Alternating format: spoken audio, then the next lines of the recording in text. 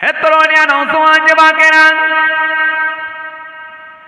ইয়া ভাই মুরব্বিয়ানিরা, বাবারা শুনে রেখে দিন বাবারা জেনে রেখে দিন বাবা।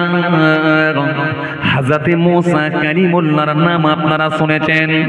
আল্লাহ নবী যখন মদিনা শরীফে গেলেন, মদিনা শরীফে গিয়ে দেখলেন মদিনার বাচ্চারা, মদিনার ইহুদিরা, মদিনার মানুষেরা আশুরার দিনে রোজা রাখে। মদিনার ইহুদিদেরকে জিজ্ঞাসা করলেন, ও মদিনার ইহুদিরা, তোমরা আশুরার দিনে কেন রোজা রাখো? ইহুদিরা সেই সময় বলেছিল, ইয়া রাসূলুল্লাহ ওয়া হাবিবাল্লাহ, আশুরার দিনে রোজা রাখার পেছনে একটা কারণ আছে। হযরতে মুসা কালিমুল্লাহকে আমার রব্বুল আলামিন আল্লাহ এই দিনেতে বাঁচিয়ে দিয়েছিলেন, যেদিনে ফেরাউনের লোক লস্কর, ফেরাউনের বাহিনী যেভাবে ধাওয়া করেছিল, দরিয়া পার হয়েছিলেন, দরিয়ার ওপর দিয়ে আমার আল্লাহ রাস্তা বানিয়ে দিয়েছিলেন। মুসা নবী এবং মুসা নবীর সঙ্গে সাথীদেরকে আল্লাহ পাক ফেরাউনের হাত থেকে রক্ষা করেছিলেন। এই জন্যই আশুরার দিন যখন আমাদের সামনে এসে পৌঁছে যায়, যখন এই মুহররমের 10 তারিখে এসে পৌঁছে যায়, এই দিনেতে আমরা একটা করে রোজা রাখি মুসা নবীকে ভালোবেসে আর আল্লাহর কৃতজ্ঞতা যাপন করার জন্য। আমরা এই মুহররমের 10 তারিখে রোজা রাখি। আল্লাহ নবী সেই সময় বলে, আমার সাহাবীরা তোমরাও রোজা রাখো, তোমরাও রোজা রাখো। সাহাবীরা বলে, ইয়া রাসূলুল্লাহ কটা রোজা রাখবো? একটা রাখবো না দুটো রাখবো? আল্লাহ নবী, ইহুদিরা একটা রাখে, আমরাও কি একটা রাখবো না দুটো রাখবো? আল্লাহ নবী সেই সময় বলে, সাহাবীরা শুনে রেখে দাও, তারা যদি মুসা নবীকে ভালোবেসে রোজা রাখতে পারে, মুসা নবীর সঙ্গে সম্পর্ক তাদের থেকে আমাদের বেশি। ওয়া সাহাবীরা, আমরা আল্লাহর সন্তুষ্টির জন্য রোজা রাখবো, কিন্তু মনে রেখে দিও ইহুদিদেরকে অনুসরণ করে নয়, ইহুদিদেরকে মনে করে নয়। কারণ হাদিস পাকের মধ্যে নবী জানিয়ে দিয়েছেন, মান তাসাব্বা বিকওমিন ফাহুয়া মিনহুম, যে যাকে অনুসরণ করবে তার সঙ্গে তার হাসর হয়ে যাবে। এই আমার সাহাবীরা শুনে রেখে নাও, ইহুদিদেরকে অনুসরণ করে নয়, বরং আমরা রোজা রাখবো তারা যেমন একটা রোজা রাখে। আমি রাসূলুল্লাহ বলি, আমরা একটা করে নয়, দুটো করে রোজা রাখবো। আর আমি রাসূলুল্লাহ বলি, আগামী বছর যদি আমি হায়াতে থাকি, মুহররম মাস যদি আগামী বছর পাই, আমি রাসূলুল্লাহ দুটো রোজা রাখবো। জোরে হয় না? আরো জোরে বলেন। মুহাদ্দিসিন কিরামগণের মতে, ফাকিহগণের মতে, পরের বছরে আমার নবী আর মুহররম মাস পাননি, তার আগেই তার ওফাত হয়ে গিয়েছিল। মুহররম মাস পাওয়ার আগেই তিনার ওফাত হয়ে গিয়েছিল, অর্থাৎ তিনি ইন্তেকাল হয়েছিলেন। তাই মুহাদ্দিসিন কিরামগণের মতে, যেহেতু রাসূলুল্লাহ দুটো রোজা রাখার ইচ্ছা পোষণ করেছিলেন, তাই উম্মতে মুহাম্মাদির জন্য দুটো করে রোজা রাখা হলো উত্তম। জোরে বলবেন না? আরো জোরে হয় না? এই জন্য উম্মতে মুহাম্মাদিকে দুটো করে রোজা রাখাটা হলো উত্তম। তার আগে পর্যন্ত রাসূলুল্লাহ কিন্তু একটা রোজা রেখেছে। সমস্ত নবী আম্বিয়া সালামরা সব আশুরার দিনে রোজা রেখেছে, কিন্তু নবী বললেন আগামী বছরে আমি হায়াতে থাকলে ইনশাআল্লাহ দুটো রোজা রাখবো। এই যে মুহাদ্দিসিন কিরামগণের মতে, যেহেতু নবী দুটো রোজা রাখার ইচ্ছা পোষণ করেছেন, তাই উম্মতে মুহাম্মাদিকে দুটো করে রোজা রাখতে হয়। তাই আমরা দুটো রোজা রাখবো ইনশাআল্লাহ। ভাইরা আমার, বাবাজিরা আমার, ভালো করে শুনে রেখে দেন। তাই শেখ আব্দুল হক মুহাদ্দিস দেহলিভি রাহমাতুল্লাহ আলাইহি, তিনি লামাতুত তালকিন নামক একটা কিতাব আছে, এই কিতাবের মধ্যে আশুরার রোজা রাখার ফাজিলাতগতভাবে তিনি ব্যাখ্যা করে তিনটে পদ্ধতি তুলে ধরেছেন। প্রথম পদ্ধতি হলো তিনটে রোজা রাখা, 9, 10, 11, যেটা আপনি বলছিলেন। তিনটে রোজা রাখা। দ্বিতীয় পদ্ধতি হলো দুটো রোজা রাখা, 9, 10 অথবা 10, 11 দুটো রোজা রাখা। আর তৃতীয় পদ্ধতি হলো একটা রোজা রাখা, যেটা রাখা হলো অনুচিত, না রাখাটাই ভালো, রাখলে মাকরুহ হতে পারে। যেহেতু নবী দুটো রোজা রাখার ইচ্ছা পোষণ করেছিলেন, তাই আমাদেরকেও দুটো করে রোজা কমপক্ষে রাখতে হবে ইনশাআল্লাহ। তাহলে আশুরা রোজা রাখলে কি হয়? পূর্বের 1 বছরের গুনাহ আল্লাহ ইচ্ছা করলে মাফ করে দিতে পারেন। আশুরার দিনে নামাজ পড়লে কি হয়? আল্লাহ ইচ্ছা করলে হাজার হাজার বছর দিনে আপনার কি বলে আশুরার রোজা রাখলে কি হয়? আল্লাহ ইচ্ছা করলে 10টা রোজা রাখলে কি হয়? আল্লাহ ইচ্ছা করলে 10,000 বছর দিনে রোজা রাখা এবং রাত্রিতে রাত জাগরণ করে ইবাদত করার সওয়াব আল্লাহ লিখে দিতে পারে। কথা বুঝে আসছে? এইগুলো হলো কাজ। ঢোল বাজানো নয়, লাঠি খেলা নয়, বুকের ওপরে চাবড়ানো নয়, হাই হোসেন বলে চিৎকার করা নয়। এগুলি হচ্ছে আমাদের করণীয়। আর আগে যেগুলো বলছিলাম ওগুলো বর্জন করা, এই বর্জনীয় কাজগুলোকে ছেড়ে দেওয়া আর করণীয় কাজগুলোকে করা, তবে আপনি আল্লাহর প্রকৃত বান্দা হতে পারবেন ইনশাআল্লাহ। হ্যাঁ তরুণিয়া নওজওয়ান জামাকেরা, ইয়া মাহবুব প্রিয়রা, বাবা করে রেখে দিয়ে মুহররম মাসের অনেক ঘটনা আছে বাবা, কিতাবের মধ্যে পাওয়া যায়। নবীর আওলাদদেরকে যেমন শহীদ করে দেওয়া হয়েছিল, নবীর সাহাবীদেরকেও শহীদ করা হয়েছিল। রাসূলুল্লাহর জামাতা হযরতে শেরে খোদা আলীকে রাসূলুল্লাহর জামাতাকে কুফার মানুষেরা শহীদ করে দিয়েছিল। হযরতে আলী রাদিয়াল্লাহু তাআলা ফজরের নামাজ পড়তে যাচ্ছেন, নামাজ পড়বেন বলে রওনা দিয়েছেন। দুশমনের দল পেছন দিক থেকে এসে গর্দানে তলোয়ার মেরে হযরতে আলী রাদিয়াল্লাহু তাআলা কে শহীদ করেছিলেন। হযরতে ওসমান হুজুরকে শহীদ করা হয়েছিল, হযরতে হামজাকে শহীদ করে দেওয়া হয়েছিল, রাসূলুল্লাহর বড় নাতিকে শহীদ করা হয়েছিল, রাসূলুল্লাহর ছোট নাতিকে শহীদ করা হয়েছিল, কোলের শিশু বাচ্চা হযরতে আসগা রাদিয়াল্লাহু তাআলা কে শহীদ করে দেওয়া হয়েছিল। এভাবে দুশমনের দল সাহাবীদেরকেও শহীদ করে দিয়েছেন, নবী বংশের আওলাদদেরকে শহীদ করেছেন, তাবিঈনদেরকেও শহীদ করে দিয়েছেন। এমনকি কিতাবের মধ্যে পাওয়া যায় নবীদেরকে, একাধিক নবীদেরকেও পর্যন্ত সেই সময়কার মানুষেরা বেঈমান মুশরিক কাফেররা নবীদেরকেও পর্যন্ত শহীদ করে দিয়েছিল। এই জন্য বেঈমানরা যতই পারুক না কেন, ইমাম মাহদিকে যতই কষ্ট দিক না কেন, যতই অত্যাচার করুক না কেন, যারা প্রকৃত আল্লাহওয়ালা হয়ে গিয়েছেন, যারা প্রকৃত নামাজি হয়ে গিয়েছেন, যারা প্রকৃত আল্লাহওয়ালা হয়ে গেছেন, যারা ইমানদার হয়ে গিয়েছেন, তাদেরকে শরীয়ত থেকে কখনো বিমুখ করে দিতে পারে না, কখনো শরীয়ত বহির্ভূত কাজ তাদের মধ্যে দেখাতে পারে না, কখনো শরীয়ত থেকে তাদেরকে ভুলিয়ে রাখতে পারে না। এই জন্য জালেমদেরকে আল্লাহ 100% শাস্তি দেবেন। এই জন্য আল্লাহ সুন্দর করে বলেছে, আমি ধরি না কিন্তু ধরবো যখন, তাকে আর ঘুরে ঘাস খেতে দেব না, চর্বিত ঘাসের নাই বানিয়ে দেব। এই জন্য কোরআন শরীফের মধ্যে আমার আল্লাহ সুন্দর করে বলে দিয়েছেন, ওয়ালাউ ইয়ালাল্লাযীনা যালামু ইয ইয়ারাউনাল আযাব আন্নাল কুওয়াতা লিল্লাহি জামিআন ওয়া আন্নাল্লাহা শাদীদুল আযাব। আল্লাহ কোরআনে কারীমের মধ্যে সুন্দর করে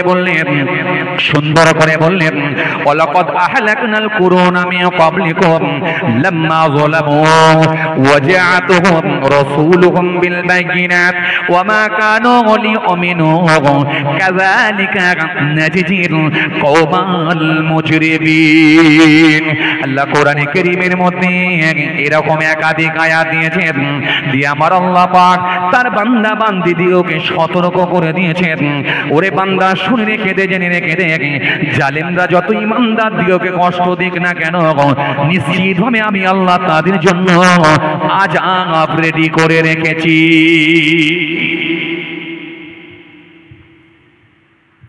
এই জন্য আমার আল্লাহ কোরআনে কারীমের মধ্যে বললেন, সুন্দর করে আমার আল্লাহ জানিয়ে দিলেন, সুন্দর করে আমার আল্লাহ ঘোষণা দিয়ে দিলেন, ওয়ালাউ ইয়ালাল্লাযীনা যালামু ইয ইয়ারাউনাল আযাব আন্নাল কুওয়াতা লিল্লাহি জামিআ ওয়া আন্নাল্লাহা শাদীদুল আযাব।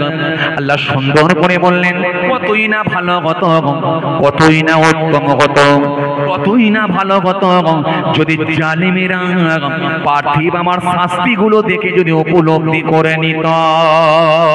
কেন যাবতীয় ক্ষমতার মালিক একমাত্র আল্লাহ, যেটা কেউ পারে না সেটা পারে কে?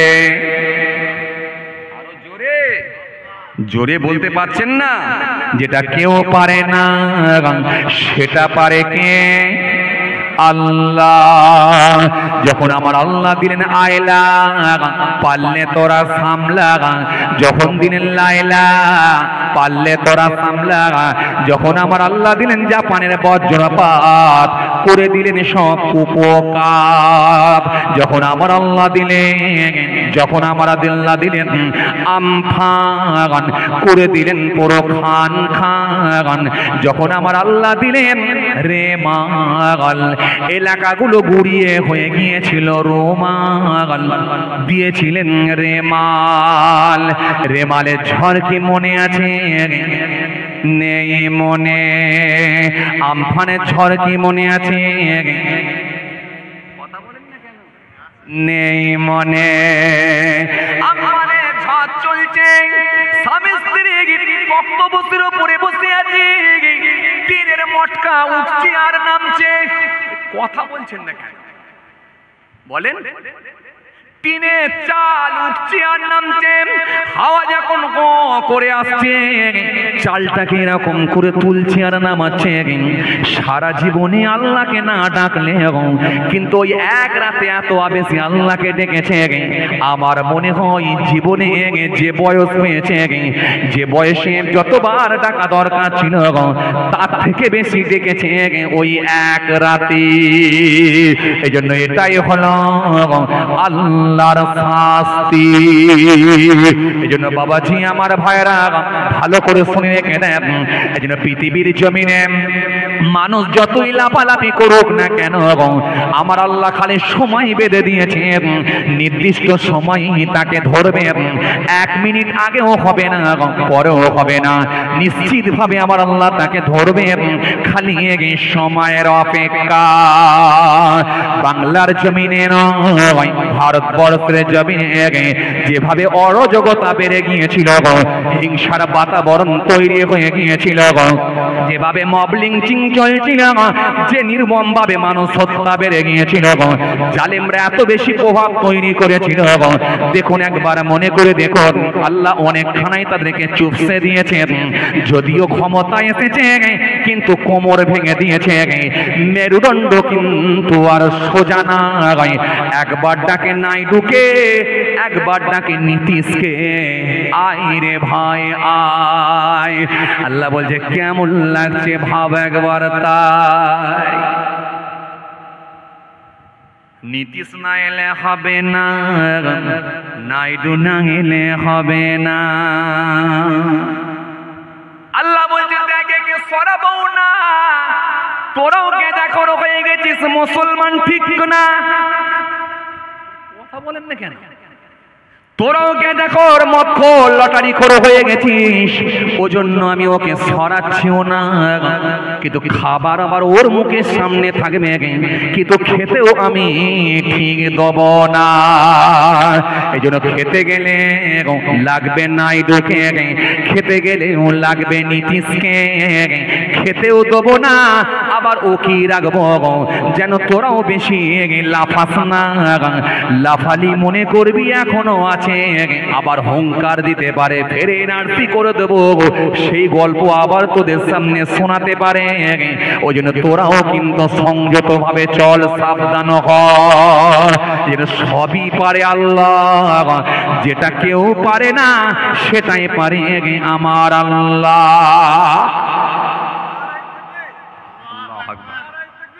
আল্লাহ আকবার, আল্লাহ আকবার, আল্লাহ আকবার। এই জন্য পৃথিবীর জমিনে যারা সীমা লঙ্ঘন করেছিল, পৃথিবীর জমিনে যারা নির্মমভাবে অত্যাচার করেছিল, তাদের নাম নিশান আল্লাহ মিটিয়ে দিয়েছিলেন। আপনাদের জানা আছে ও তরুণিয়া শরীরে দিন নাম হলো তার আবু লাহাব, নিজেকে বলেছিল আমি বড় নবাব, জুলুম করা তার স্বভাব, নাম হলো আবু লাহাব। আল্লাহ বললেন ধরবো এবারে, কেমন করে করছি তোকে বরবাদ। নাম হলো উতবা, নাম হলো সাইবা, আল্লাহ তাদেরকেও ছাড়ে না। নাম হলো তার ফেরাউন, রেগে পুরো আগুন। মুসা নবী বললেন লাগছে তোমাকে দারুণ, ইসলামের দিকে ফিরে আসুন। যখন সে আসলো না, আল্লাহ বলে মুসা হবে না, আমি আল্লাহ আর ওকে ছাড়বো না, ফারেস্তা পাঠাচ্ছি, ফারেস্তা পানিতে ডুবিয়ে করব শায়েস্তা। এরকম ভাবে বড় বড় মাস্তান গুলোর নাম নিশানা মিটিয়ে দিয়েছিল। আপনাদের জানা আছেন ও তরুণিয়া শুনে রেখে দিন, নাম হলো নবী হুদ আলাইহিস সালাম। হুদ নবীর জামানায় একটা সম্প্রদায় এসেছিল, যে সম্প্রদায়টার নাম আপনাদের জানা আছে আদ সম্প্রদায়। আদ এরা বেড়ে গিয়েছিল, এদেরকেও করেছিলেন বরবাদ, নাম হলো আদ।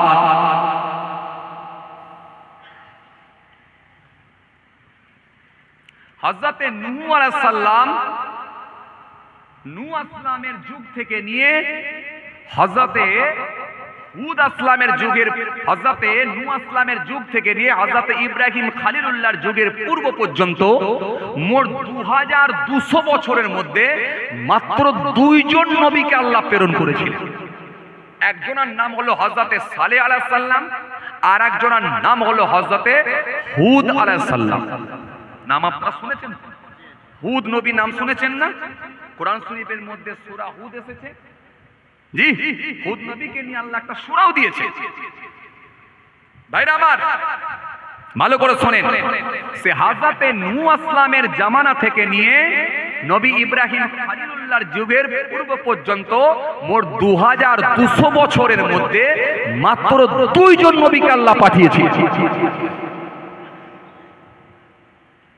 হযরতে নূহ আসলামের জামানায়, নূহ আসলামের যুগে, নূহ আসলামের বংশধরদের ভেতরে আদ বলে একজন বাদশাকে আল্লাহ পাঠিয়েছে। এই আদ বাদশা ছিল বড় শক্তিশালী বাদশা, বড় প্রভাবশালী বাদশা, বড় ক্ষমতাবান বাদশা, রাজাধিপতি ছিলেন আদ বাদশা, যার নামেতে ওই বংশের মানুষদেরকে আদ বংশীয় লোক বা আদ সম্প্রদায় বলে ইতিহাসে খ্যাত বা ইতিহাসে প্রমাণিত। ভাইরা আমার, বন্ধুরা আমার, সাথী মহব্বতের ভাইরা, ভালো করে শুনে রেখে দেন, এই আদ বংশের মানুষেরা এত শক্তিশালী ছিল, এত প্রভাবশালী ছিল, এত ক্ষমতাবান ছিল, ওই বংশের মানুষগুলো এত লম্বা ছিল, তাদের বংশের ভেতরে সর্বোচ্চ লম্বা যারা ছিল তারা ছিল 400 গজ। ওই বংশের ভেতরে দ্বিতীয় শ্রেণীর মানুষ যারা ছিল তারা ছিল 200 গজ লম্বা। সব থেকে ছোট খাটো মানুষ, সব থেকে যারা ছোট মানুষ, সব থেকে খাটো মানুষ, তারা ছিল 70 গজ লম্বা। মাইকের সাউন্ডটা একটু কমে গেল না? একটু ঘোরান না আপনি?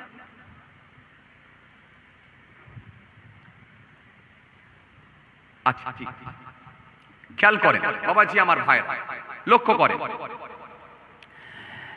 1 গজ মানে ক ফুট লম্বা? 3 ফুট, 3 ফুটে 1 গজ। তাহলে এই আদবংশীয় মানুষদের ভেতরে 3 ধরনের মানুষ আল্লাহ পাঠিয়েছিলেন। সব থেকে যারা নাটা মানুষ বা খাটো মানুষ বা ছোট মানুষ, তারা ছিল 70 গজ। 70 গজ লম্বা যদি এক একজন হয়, তাহলে ক ফুট লম্বা? 210। 210 ফুট লম্বা সব থেকে নাটা মানুষ। আপনাদের এখানে কেউ 210 ফুট আছেন নাকি? কথা বলছেন না কেন? এ আবার সব থেকে নাটা মানুষ, খাটো মানুষ। সব থেকে খাটো মানুষ কত? 210। আর সব থেকে লম্বা মানুষ, সর্বোচ্চ লম্বা, সেটা হলো 400 গজ। 400 গজ যদি লম্বা হয়, তার মানে কত ফুট লম্বা? 1200 ফুট। 1200 ফুট লম্বা মানে বুঝতে পারছেন কিছু? আচ্ছা, আমাদের সমাজে যদি কেউ 7.5 ফুট 8 ফুট লম্বা হয়ে যায়, তাকে আমরা বললে বিশাল লম্বা বলি না? গড় একটা এভারেজ বলেন তো, আমরা ক ফুট করে লম্বা? 5 থেকে 6, 6 ফুট 2 ইঞ্চি, 3 ইঞ্চি, 4 ইঞ্চি, সামান্য কম বেশি। কথা বলেন। 7 ফুট লম্বা যদি হয়ে যায় মানে আমাদের কাছে বিরাট লম্বা। কথা বলেন। আর 8 ফুট লম্বা যদি হয়ে যায়, বলি যে বাবা, এর মতো তো লম্বা মনে হয় আর 2-4টে জেলাতেও পাওয়া যাবে। কিছু কথা শুনছেন? মক্কা শরীফে সারা পৃথিবীর মানুষের আসা যাওয়া থাকে। সারা পৃথিবীর মানুষের আনাগোনা আসা যাওয়া, সেটা হলো মক্কা শরীফ, মদিনা শরীফ। মক্কা শরীফ আপনি সারা পৃথিবীর মানুষ পাবেন। ইন্দোনেশিয়ার মানুষ পাবেন, আমেরিকার মানুষ পাবেন, ব্রিটেনের মানুষ পাবেন, ফ্রান্সের মানুষ পাবেন, জার্মানের মানুষ পাবেন, জাপানের মানুষ পাবেন, লন্ডনের মানুষ পাবেন, শিলংয়ের মানুষ পাবেন, আফগানিস্তানের মানুষ পাবেন, পাকিস্তানের মানুষ পাবেন, বাংলাদেশের মানুষ পাবেন, ভারতের মানুষ পাবেন, সারা পৃথিবীর মানুষ পাবেন। কাবুলের মানুষেরা খুব লম্বা চওড়া হয়। কিছু বুঝতে পারছেন কথা? জি, এই কাবুলের মানুষেরা, ওখানে কিছু বিশেষ জায়গা আছে মক্কা শরীফে। যারা হজ পাকে গেছেন, মক্কা মদিনায় গেছেন, আল্লাহ নিয়ে গেছেন, তিনাদেরকে জিজ্ঞাসা করে দেখবেন বিশেষ জায়গা আছে। তার মধ্যে একটা জায়গা হলো হাজরে আসওয়াদে চুম্মা দেওয়া। কাবা বাইতুল্লাহ শরীফ তওয়াফ করা, হাজরে আসওয়াদে চুম্মা দেওয়া, ওই জায়গাটায় পৌঁছালে মানুষ সব ভুলে যায়। বিশ্বাস করেন? আল্লাহকে সাক্ষী রেখে বলছি, কারণ আমি একেবারে নিজে চোখে দেখেছি, এবং আল্লাহ, আমি গুনাহগারকে নিয়ে গিয়েছিলেন, আমি নিজে গিয়ে একেবারে আমি নিজে গিয়ে প্রমাণিত, মানে আমি নিজে গিয়ে বুঝতে পেরেছি একটা যে আলাদা অনুভূতি আসে, মানুষ সব ভুলে যায়। ওটা হলো হারাম শরীফের চত্বরে, যেখানে তওয়াফ করতে হয় বা হাজরে আসওয়াদে চুম্মা দিতে হয়। তো ওই জায়গাটাই মানুষ সব ভুলে যায়। সাফা মারওয়া সাহি করার সময় মানুষ সব ভুলে যায়, খালি একটাই কথা, আল্লাহ আমার হজ কবুল হচ্ছে তো।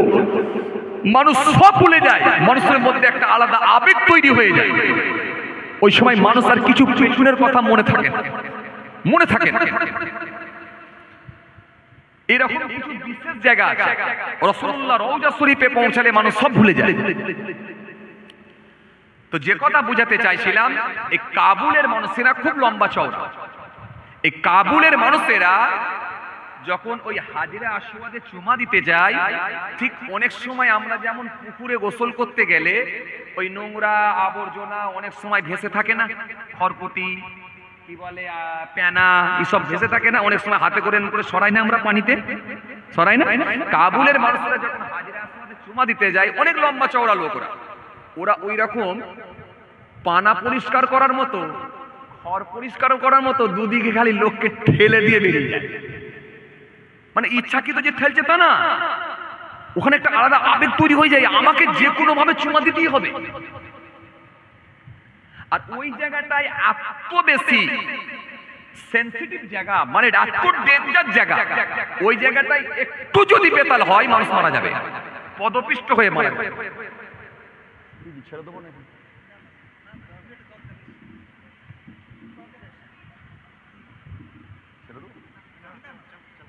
কষ্ট হচ্ছে আপনাদের? ওই বাবা, এদের তো টেম্পার বিরাট দেখছি। এই থাকবেন আপনারা? এই না আতমনি ভাই, কষ্ট হয়ে যাচ্ছে আপনাদের, তাহলে একটু তাকবীর দেন, নারায়ে তাকবীর। একটু পেছন থেকে দেন নারায়ে তাকবীর, আল্লাহু করে দেন নারায়ে তাকবীর, আল্লাহু আকবার। ছেড়ে দেবো, আর বেশি লম্বা করবো না। যে কথা বলতে চাইছিলাম, এই কাবুলের মানুষেরা যখন ওই হাজির আসওয়াদে চুমা দিতে যায়, ঠিক এইভাবে সরিয়ে সরিয়ে ঢুকে যায়। আর আমার দেশের ইন্ডিয়া, বাংলাদেশ, পাকিস্তানের কিছু নাটা লোক, গ্যাঁড়া লোক, এমনি লোকে বলে না গ্যাঁড়া লোকের নাকি বেশি বুদ্ধি। যদিও আমি ঠিক জানি না ভাই, কেন আমি তো লম্বা লোক, আমি কি করে বুঝবো গ্যাঁড়া লোকের বুদ্ধি বেশি নাকি জানি না। গ্যাঁড়া লোক যারা আছেন বলতে পারবেন। তো নাটা লোকের নাকি বুদ্ধি বেশি, এরকম একটা কথা বলে। তো এই নাটা লোক, কিছু গ্যাঁড়া লোক ওই সময় কি করে জানেন, কাবুলের লোকের লাফিয়ে কেউ কাঁধ ধরে ফেলে, বুঝতে পারছেন না, কিংবা কোমরটাকে জাপটে ধরে নেয়। ধরে নিয়ে কি করলো, ওই কাবুলের লোক চলছে, ও ভিতরে ঢুকে গেল। ও এমন কায়দা করে ধরবে না, ছাড়বে না। আর ওই লোক যে ওই কি বলে হাজির আসওয়াদে চুমা দিতে যাচ্ছে, সে কিন্তু একবার ঘুরেও দেখবে না যে পিঠে কে উঠলো না উঠলো, কারণ সে তার মধ্যে একটা আলাদা আবেগ, ভালোবাসা, যে কোনো ভাবে আমাকে হাজির আসওয়াদে চুমা দিতে হবে, ঢুকে যাচ্ছে। আর ইও পিঠে করে চলে গেল বা কাঁধ ধরে চলে গেল। গিয়ে ওই হাজির আসওয়াদে যখন ওই কাবুলের মানুষ চুমা দেয়, লম্বা মানুষটা যখন চুমা দেয়, ইও মুখটা ঢুকিয়ে যখন চুমা দেয়, তখন বুঝতে পেরে যায় যে পিছনে আমার লোক আছে। তখন এরও প্রতি সহানুভূতি দেখিয়ে সেও কিন্তু একে আবার যাতে করে এই কোনো অসুবিধার মধ্যে না পারে, একে আবার সুন্দর করে একে একটু সুরক্ষিত রেখে একে আবার ওইভাবে বের করে নিয়ে চলে আসে। কথা বুঝছেন? কারণ সেটা একটা এর আলাদা দেখায়, ভালোবাসা দেখায়, অন্য কিছু নয়। কারণ সে তো বিরাট ক্ষমতাবান, শক্তিশালী মানুষ, তার কাছে পিঠে ওটা একটা লোক এ কোনো ব্যাপারই মনে হয়। কথা বুঝতে পারছেন? তো এরা হচ্ছে লম্বা মানুষ। আসেন, এবার আমি যেটা আপনাকে বুঝাতে চাইছিলাম, যে তাহলে এই আদ সম্প্রদায়ের মানুষগুলোর ভেতরে সর্বোচ্চ লম্বা যারা, তারা ছিল কত ফুট? 1200 ফুট। 1200 ফুট লম্বা হচ্ছে সর্বোচ্চ লম্বা। 1200 ফুট লম্বা। মুসলমান ভালো করে শোনেন, 1200 ফুট লম্বা। জি, আদ সম্প্রদায়ের মানুষদের ভেতরে নূহ ইসলামের জামানায় একটা লম্বা মানুষকে আল্লাহ বানিয়েছিলেন, যার নাম হলো নূহ ইসলামের জামানায় এত লম্বা মানুষ, যাকে আল্লাহ সবথেকে বেশি লম্বা করেছিলেন। জি, এত লম্বা করেছিলেন, হাদিস কিতাবের মধ্যে এসেছে নূহ ইসলামের জামানায় এত বেশি লম্বা ছিল লোকটি এত বেশি লম্বা ছিল। বাবাজি আমার ভাইরা, ভালো করে শুনে দেখে দেন, আউস বিন আনাক বলে একটা লোক ছিল, এত বেশি লম্বা ছিল যে বড় বড় পাহাড়গুলো, বড় বড় বৃক্ষগুলো তার কাছে ছোট ছোট খাটো মনে হতো। বৃক্ষগুলো, পাহাড়গুলো তার কাছে খাটো ছোট মনে হতো। নূহ ইসলামের জামানায় এত বিশাল লম্বা ছিল তিনি, যার নাম হলো আউস বিন আনাক। মুসলমান ভালো করে শুনে রেখে দেন, আব্দুল্লাহ বিন ওমর থেকে বর্ণিত, তিনি বলছেন আউস বিন আনাক যখন সমুদ্রের উপর দিয়ে হেঁটে হেঁটে যেত, সমুদ্রের পানিতেও ডুবতো না। কিছু কথা বুঝতে পারছেন? লম্বা কারে বলে বুঝছেন? আরে লম্বা কারে বলে বুঝতে পারছেন? সমুদ্রের পানির উপর দিয়ে হাঁটলেও ডুবতো না। লোকটা লম্বা ছিল না ছোট ছিল?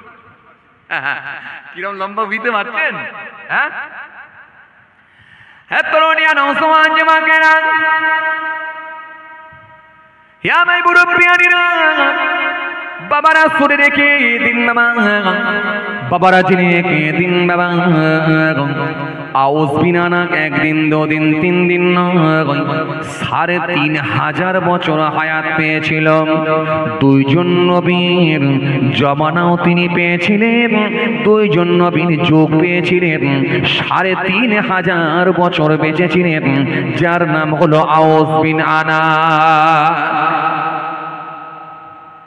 এই আউস বিন আনাক কে ছিলেন? আদম আসলামের সন্তান ছিলেন, আদমের বংশধর ছিলেন। এই আউস বিন আনাক কে ছিলেন? আদম আসলামের একজন কন্যা ছিল, যার নাম হলো সাফুরা। সাফুরার গর্ভ থেকে তিনি জন্মগ্রহণ করেন, যার নাম হলো আউস বিন আনাক। আউস বিন আনাক বাচ্চাবেলা থেকে লম্বা, ছোটবেলা থেকে তার সেই বাচ্চাবেলা থেকে তার বয়সের মানুষগুলো থেকে, তার বয়সী ছেলেদের থেকে, তার থেকে সে অনেকটাই বেশি লম্বা ছিল। যখন তিনি যৌবনে পদার্পণ করেছিলেন, এত অত্যাধিক লম্বা হয়ে গিয়েছিলেন, বড় বড় পাহাড়গুলো আউস বিন আনাকের কাছে ছোটখাটো মনে হতো, বড় বড় বৃক্ষগুলো আউস বিন আনাকের কাছে ছোটখাটো মনে হতো। সাধারণ এই মানুষগুলো আউস বিন আনাকের কাছে পোকা মাকড়ের মতো মনে হতো। যেমন আমরা 5.5 ফুট, 6 ফুট, 6.5 ফুট করে লম্বা মানুষ, আমাদের কাছে পিঁপড়েটা কত ক্ষুদ্র মনে হয়, ছোট পোকাটা কত ক্ষুদ্র মনে হয়। আউস বিন আনাক এত বেশি লম্বা ছিল, তার কাছে সাধারণ মানুষগুলো পোকা মাকড়ের নাই মনে হতো। তিনি সমুদ্র উপর দিয়ে হেঁটে হেঁটে চলে গেলে সমুদ্রের পানিতেও তিনি ডুবতেন না। হযরত আব্দুল্লাহ ইবনে ওমর থেকে বর্ণিত, হযরত আব্দুল্লাহ ইবনে ওমর বলে, আউস বিন আনাক তাকে আল্লাহ এত লম্বা করেছিল। এই আউস বিন আনাক তিনি যখন সমুদ্রের নিচে হাত দিতেন, সমুদ্রের তলদেশ থেকে মাছ তুলতেন, সমুদ্র তলদেশ থেকে মাছ তুলে সূর্যের লাইটে ধরে ভুনা করে খেয়ে নিতেন। তার নাম হলো আউস বিন আনাক। সে আউস বিন আনাক বেঁচে ছিল 3,500 বছর। 3,500 বছর বেঁচে ছিল কে? আউস বিন আনাক। এই আউস বিন আনাক মুসা নবীর জামানাও বেঁচে ছিলেন, নূহ নবীর জামানাও তিনি পেয়েছিলেন। আউস বিন আনাক নূহ নবীর জামানায়, তিনি নূহ নবীর জামানায় ঈমান কবুল করলেন, মুসা নবীর জামানায় গিয়ে তিনি বেঈমান হয়ে গিয়েছিলেন, যার নাম হলো আউস বিন আনাক। এই আউস বিন আনাক নূহ নবীর জামানায় ঈমান কবুল করেছিলেন। আপনাদের জানা আছে আল্লাহ নবী আযাবে নূহ আলাইহিস সালাম একটা কিস্তি বানিয়েছিলেন, একটা নৌকা বানিয়েছিলেন। সে জামানার মানুষগুলোকে আল্লাহ বন্যা দিয়ে, প্লাবন দিয়ে ধ্বংস করেছিলেন। ধ্বংস করার পূর্বে নূহ নবীকে বলেছিলেন, নূহ তুমি একটা নৌকা বানাও। হযরত নূহ নবী যখন নৌকা বানিয়েছিলেন, হযরত নূহ নবী যখন নৌকা বানাতে লাগলেন, নৌকা বানানোর জন্য বিরাট বড় দুটো বৃক্ষর প্রয়োজন হয়েছিল, দুটো গাছের প্রয়োজন হয়েছিল। সেই সময় গাছগুলো এত হাজার হাজার টন ভারী ছিল, যে গাছগুলোকে নিয়ে আসার মতো কারোর শক্তি হয় না। শত শত মানুষ ফেলিওর হয়ে গেল, বৃক্ষগুলো আনতে পারল না, এমনকি হাতিও বৃক্ষ আনতে পারল না। আল্লাহ নবী হযরত নূহ নবী সেই সময় বলেছিলেন, হে আউস বিন আনাক তুমি কি বৃক্ষ দুটো এনে দেবে? আউস বিন আনাক বলেছিল, বৃক্ষ এনে দেব। হযরত নূহ নবী, গাছ আমি দুটো এনে দেব, বৃক্ষ এনে দেব, তবে একটা শর্ত আছে, শুনেন হুজুর, আমাকে পেট ভরা খাবার দিতে হবে, পেট ভরে খাবার দিতে হবে। আউস বিন আনাক যতদিন বেঁচে ছিল তার বড় বাড়ি গাড়ির প্রয়োজন হয় না, ভালো জামা কাপড়ও লাগে না, তার কোনো কিছুর শখ ছিল না। আউস বিন আনাকের একটা জিনিসের শখ, যেন একটু পেট ভরা খাবার পায়। আউস বিন আনাক জীবনে যতদিন বেঁচে ছিল পেট ভরা খাবার তিনি কোনোদিন পাননি। পেট ভরা খাবার কি করে পাবে? যে মানুষটা সমুদ্রের তলদেশ থেকে মাছ তুলে নিয়েছে, সূর্যের লাইটে ধরে, যে মানুষটা সূর্যের আলোতে, সূর্যের তাপমাত্রা, সূর্যের গরমে মাছকে ভুনা করে খেয়ে নেন, এত বিশাল লম্বা মানুষ, বিশাল শক্তিশালী মানুষ, এই মানুষটার খাবারকে জোগাড়, কথা বলছেন না কেন? কথা বলছেন না কেন? খাবার দেওয়ার মালিক কে? আল্লাহ, খাওয়ানেওয়ালা আল্লাহ, কিন্তু একটা ওসিলা তো দরকার। এখন আপনাকে আমাকে যদি বলা হয় পিপিলিকার খাবার দেওয়া হবে, পিঁপড়ের খাবার, পিঁপড়ে যেমন তার খাবারও তেমন, কথা বলছেন না কেন? পিঁপড়ে যেমন, পিপিলিকা যেমন, তার খাবারটাও তেমন। হ্যাঁ, আপনি আমি যেমন, অন্তত খাবারটা এক থালা ভাত, 1.5 থালা ভাত, কথা বলছেন না কেন? যতটুকু প্রয়োজন। কিন্তু আপনাকে যদি বলা হয় পিঁপড়ের খাবার যেটা, ওই খাবার তোমাকে দেওয়া হবে, ওটা কি খেয়ে আপনার আমার পেট ভরবে? ভরবে না, কোথায় চলে যাবে? তো আউস বিন আনাককে যা দেওয়া হয় কোথায় চলে যায়? এই জন্য আউস বিন আনাকের কোনো কিছুর প্রয়োজন ছিল না, খালি একটা জিনিসই সবসময় ইচ্ছা, খালি খাবারটা একটু যেন পেট ভরা পায়। নূহ নবী বললেন 2টো বৃক্ষ এনে দেবে, গাছ এনে দেবে। আউস বিন আনাক বলেছিল আমি এনে দেবো, তবে শর্ত হচ্ছে আমাকে পেট ভরা খাবার দিতে। নূহ নবী বললেন আউস বিন আনাক চিন্তা করো না, পেট ভরা খাবার আমি তোমার ব্যবস্থা করে দেবো। আউস বিন আনাক বললেন হুজুর যদি পেট ভরা খাবার না হয় তাহলে আবার ওই বৃক্ষ, ওই গাছ যেখানে ছিল সেখানে রেখে দিতে। কথা বুঝতে পারছেন না? আউস বিন আনাক বিরাট লম্বা চওড়া, বিরাট লম্বা, বিরাট লম্বা, বড় বড় পাহাড়গুলো যার কাছে খাটো মনে হয়, তখন বলছে হুজুর যে বৃক্ষ হাজার হাজার টন ভারী, আনার মতো ক্ষমতা কারণ নাই, আমি এনে দেবো, যদি খাবার পেট ভরা না পায় আবার সেই জায়গায় ফিরে রেখে দিয়ে চলে আসবে। নূহ নবী বললেন শোনো, নূহ নবী বললেন শোনো আউস বিন আনাক, তুমি চিন্তা করো না, ইনশাআল্লাহ তোমার পেট ভরা খাবার আল্লাহর হুকুমে আমি তোমার ব্যবস্থা করে দেব। জোরে বলবেন না, আরো জোরে হয় না? হযরত নূহ নবী বললেন চলো 2টো বৃক্ষ এনে দাও।